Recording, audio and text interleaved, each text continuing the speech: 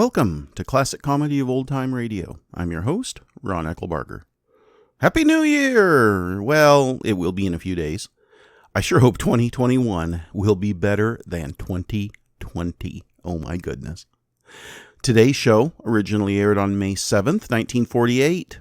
Here now are the Bickersons, starring Don Amici and Frances Langford in The Cat is Going to Have Kittens.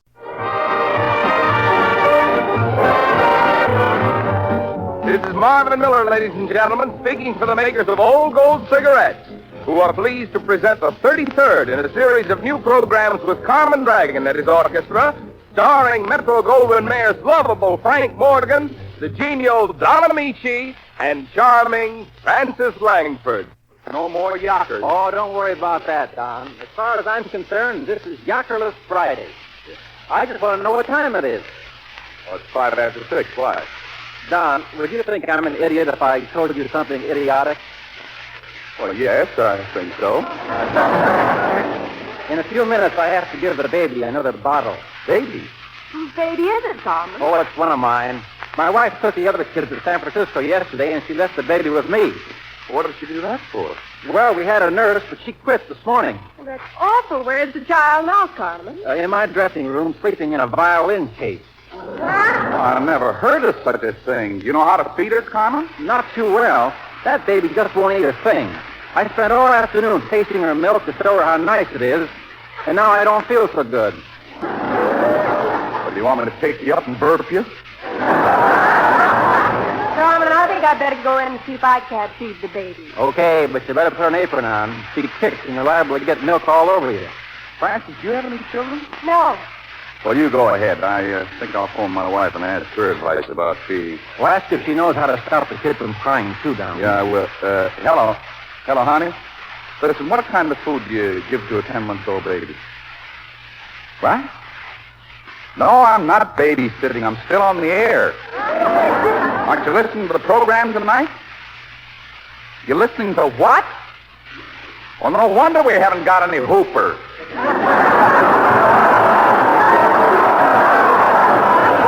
This is for Carmen's kid. He has to take care of it. Get some what? Oh, yeah. And how do you stop it from crying? Yeah.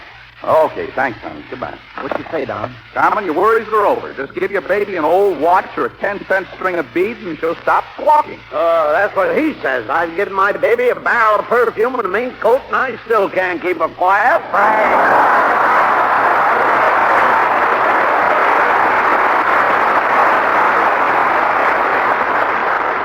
Herman, I can see you haven't been around very much. Where is this baby of yours? Resting in my dressing room. Dressing room. Well, you've been around more than I thought. However, right now, I'm interested in knowing whether any applicants turned up in answer to my ad in this morning's paper. What ad? This one. Wanted serving girl, good salary, must be willing and able. Dodger, I interviewed 200 women and couldn't find one that was willing and able. Well, the ones that were able weren't willing, and the ones that were willing weren't able.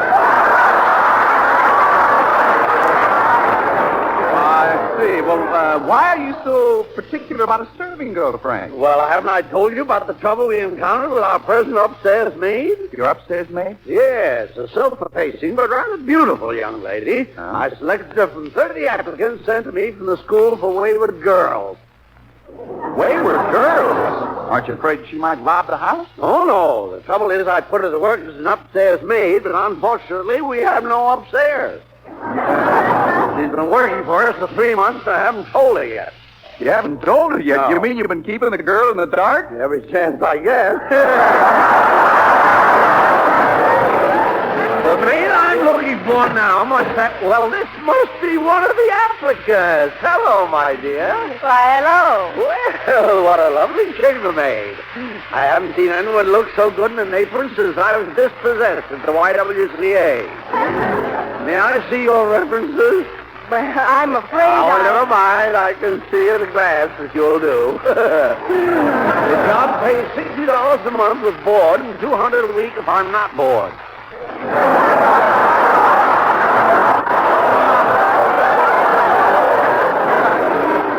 Is that satisfactory? I'm sorry, Mr. Morgan, Yeah. but right now I've got my hands full with an infant. I have to warm him a bottle. Goodbye. Well, I didn't even get her name. Oh, are you a madman, Frank? That was Frances Langford, our featured singer. She's worked with you for months. Oh, Francis E. Singer. Works for Madman Month. Yeah, well, she's a capable-looking girl. It's a pity she won't work for me.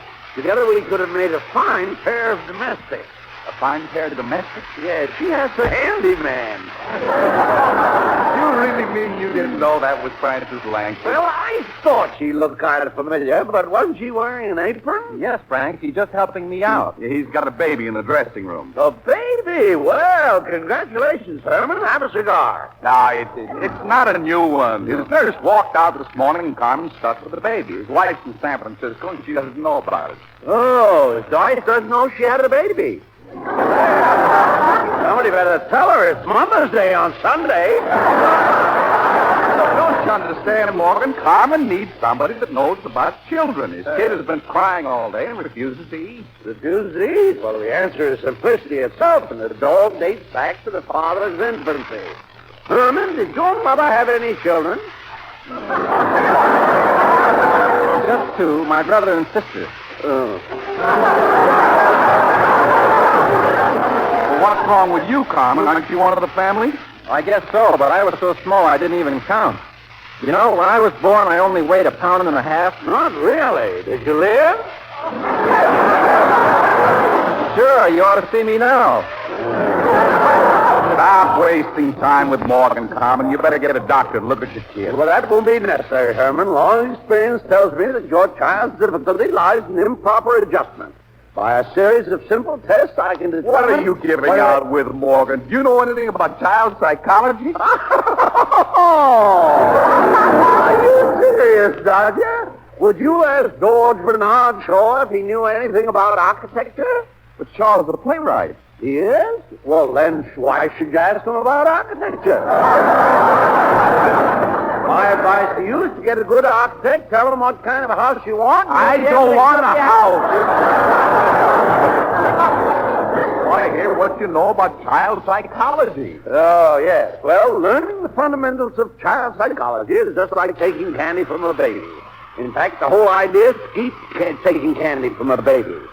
When you have more babies than you have candy, you divide them equally, add your age, take away the number you first thought of, and the number is always 9.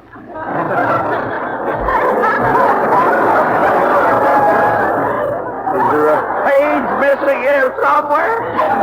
What's all that got to do with feeding Carmen's baby? Well, more than meets the eye, my boy. There are many reasons why a child becomes intractable, and the best method of approach is to probe its ego and uncover its foibles.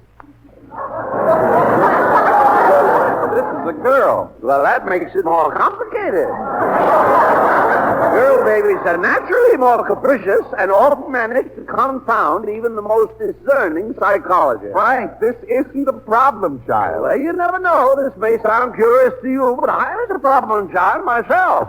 Well, I can't believe it. I was a child of my nursemaid who understood nothing of psychology and made matters worse by dandling me on her knee. This led to some rather objectionable habits.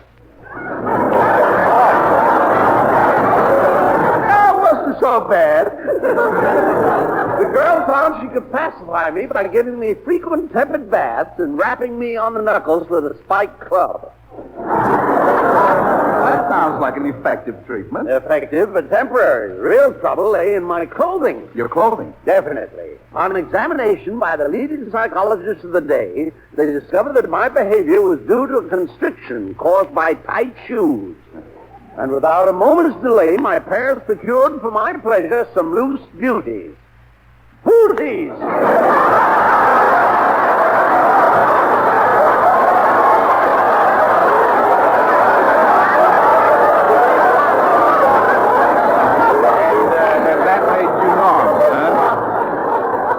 It always has.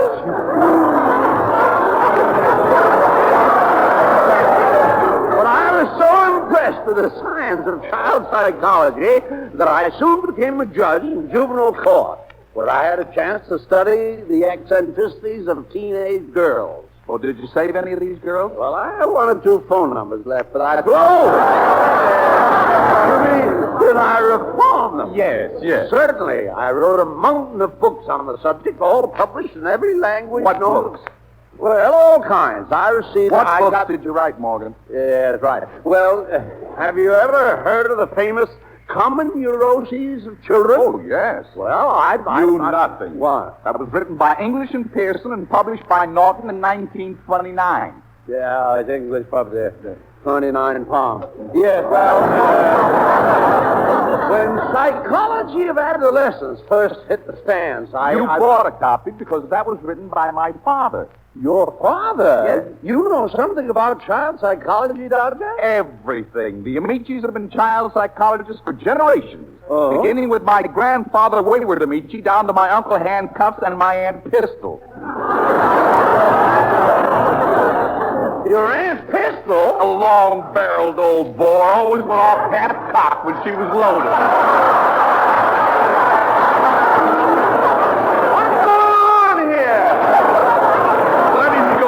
Morgan, and you can't get out of it. Now, see here, Doctor.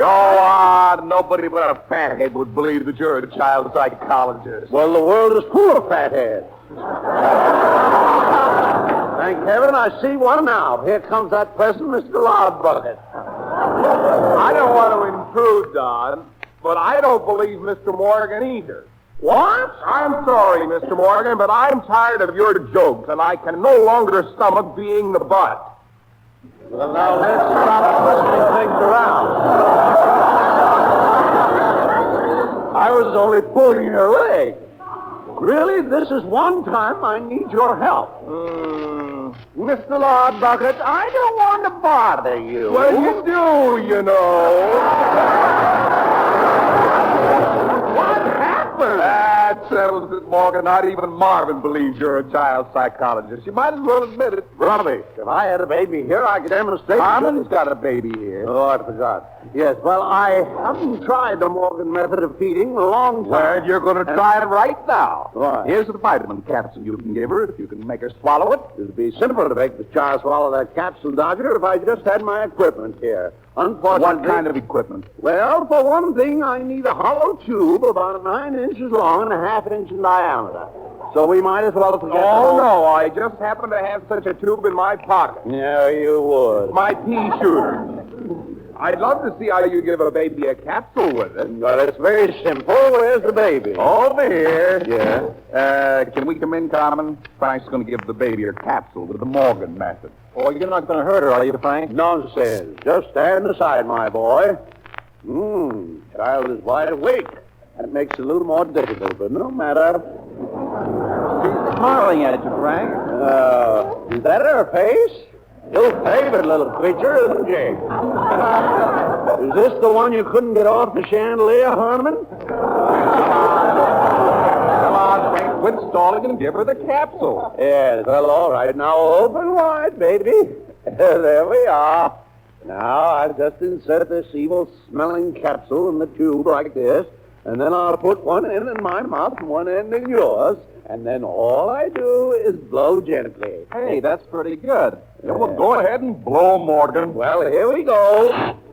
Help! Quick, get a doctor. What happened? The kid blew first.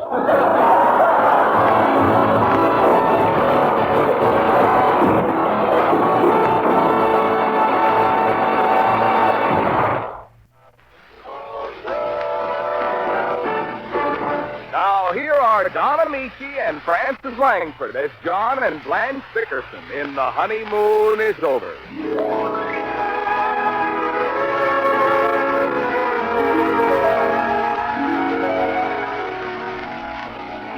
The Bickersons have retired. Mrs. Bickerson lies tense and unrelaxed in the darkness as poor husband John, victim of induced insomnia or Jabbering's reaction, engages in another losing battle during an acute attack of the sleep-robbing ailment. Listen.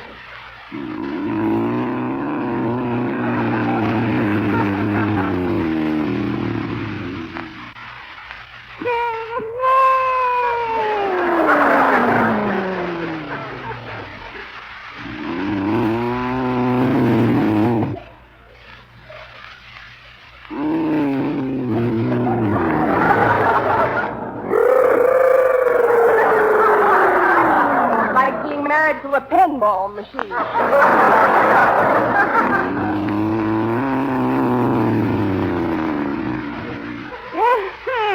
Going on for 3 hours.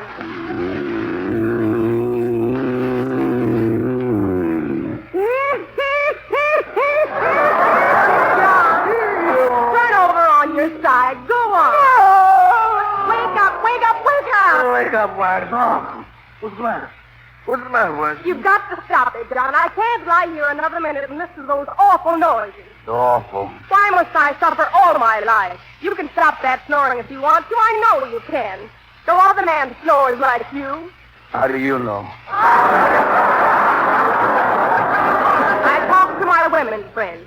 Their husbands are so quiet they have to keep waking them to see if they're dead. No. What I wouldn't give to be able to sleep through the night just once. Me too. Not to hear that snarling and rasping and whining and roaring. Honest, John, who else carries on like that? Honest, John.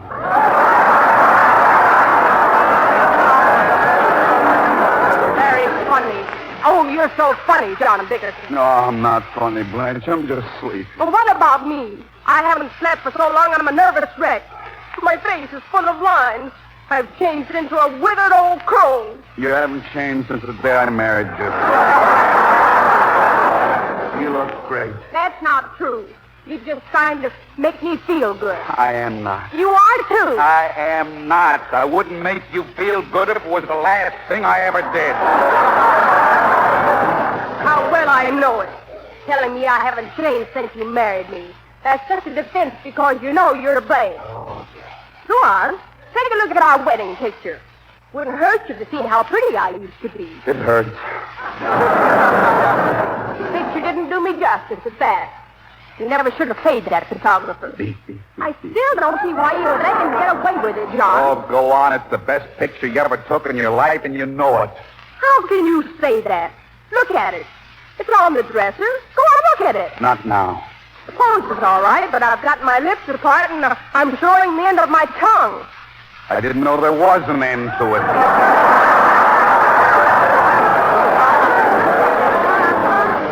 That's too bad about you.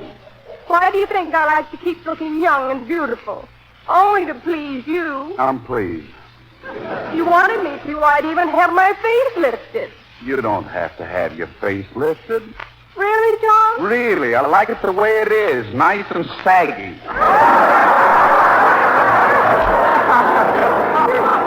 With my face. Nothing's the matter with it. But you don't think it's beautiful? Yes, I do. You do not? Oh, Blanche, I do. Then why don't you say it? Blanche, you're beautiful. Your face is cameo-like in its perfection. Your nose is classic. Your eyes are like two limpid pools.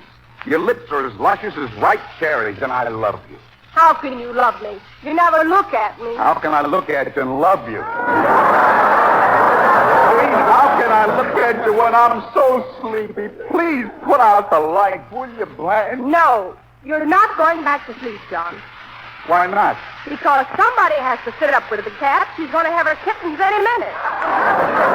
Let her worry.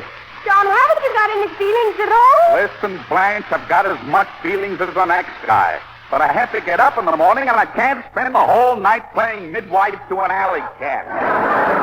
She's not an alley cat. Her mother was a purebred boxer.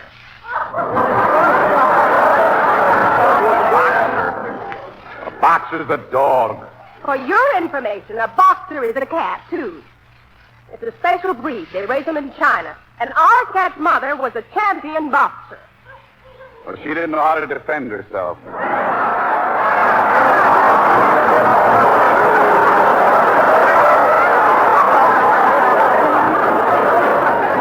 What?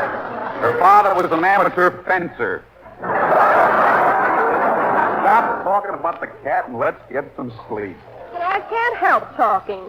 The poor little thing is in the kitchen all alone, friendless. Nobody to worry about her. What's the matter with the goldfish and the canary? They're in there with her. Oh, they don't even know what's happening. Maybe the goldfish doesn't, but the canary's pacing up and down in his cage. John, please, I wish you'd go in and have a look at the cat. What for? I can't do anything. I want him to sleep. You may have had the kittens already. Oh, You think so, John? Think what? Do you think the cat's had the kittens already? No, she'll let us know when she has them. How would she let us know? She'll drop us a litter.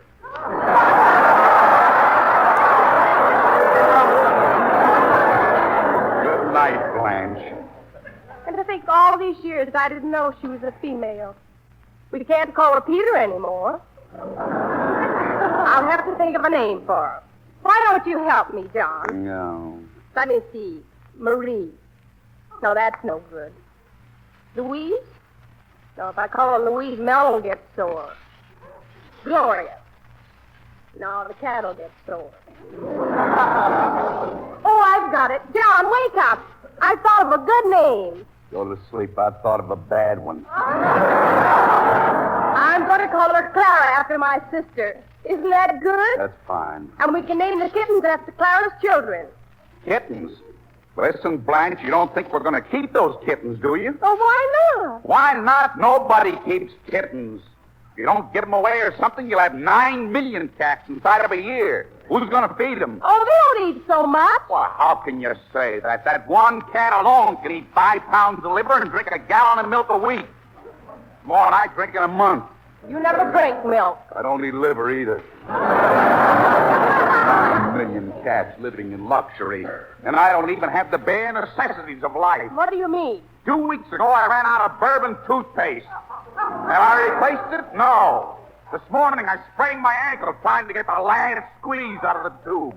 You and that bourbon toothpaste. I don't see how you ever got that crazy dentist to make it up for you. Well, the dentist said I needed a stimulant for my gums.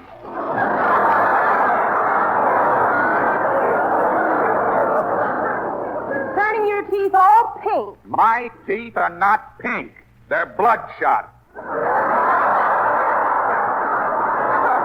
The only reason I use that toothpaste is because you're always beefing about how many bottles I buy. Well, people were beginning to talk. Well, what do I care? Well, I care. You think I like being married to a great big corkscrew? If I don't get anything I want. All right, marry a cat doctor and have all the kittens you want. Now, we should put out the lights and let me get some rest. Never a civil word. Never a sign of affection.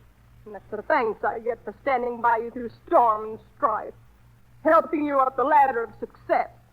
Success? Thank heaven we don't have any children to see the misery their mother goes through. I can just imagine if we had a daughter, a beautiful girl growing into a beautiful woman, about to be married, and her famous father is gallivanting all over Europe, denying his family. Nobody's denying his family. There she stands, a lovely vision in her bridal gown. No father to give her away. Blanche! Why don't you come to your daughter's wedding, John?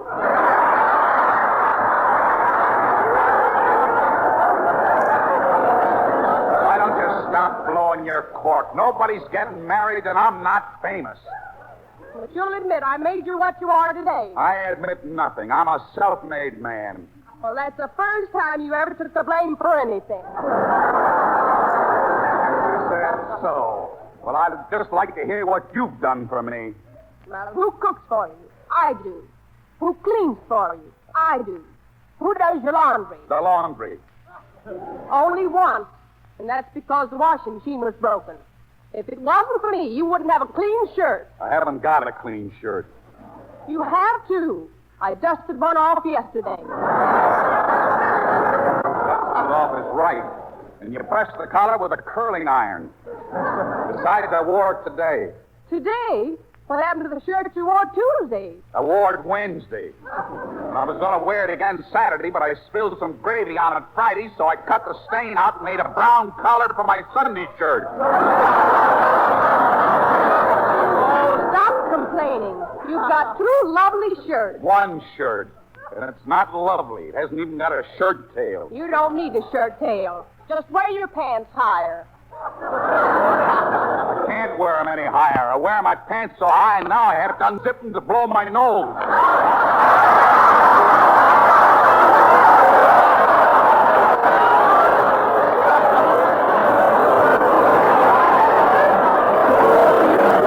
Hush up and go to sleep. Yeah, go to sleep, she tells me. Woman drives me crazy with cats and weddings. My brain is spinning. Now she said, go to sleep. I'll never sleep another Wait is long.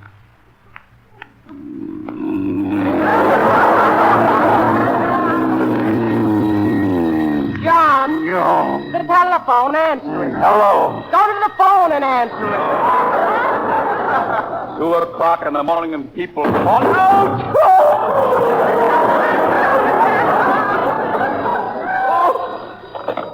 Hello. Hello, is this the Bureau of Missing Persons? Bureau of Missing Persons. Yeah, I just found out that my wife ran away from home last month. What? I say my wife ran away from home. She's 4 feet 8, weighs 207 pounds, and has mouse-colored eyes. I've been kind of wondering what's happened to her. You got any word for me? Yes. Well, what is it? Congratulations. Never heard of such a thing. Man's wife ran away and he's looking for her. Must be nuts. Would you miss me if I ran away? Sure. How much would you miss me? How far are you running?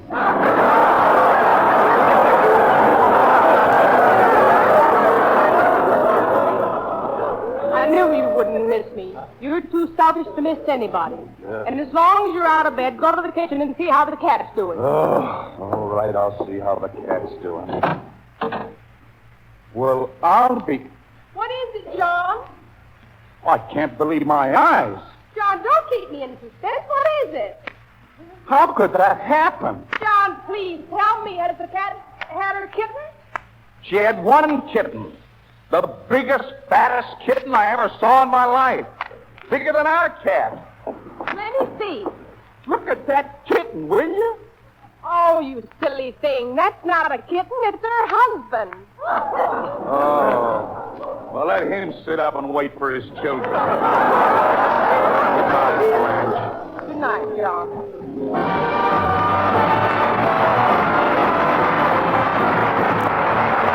Well, that puts the lid on the 33rd program of our new series for Old Gold Cigarettes, written and directed by Bill Rapp.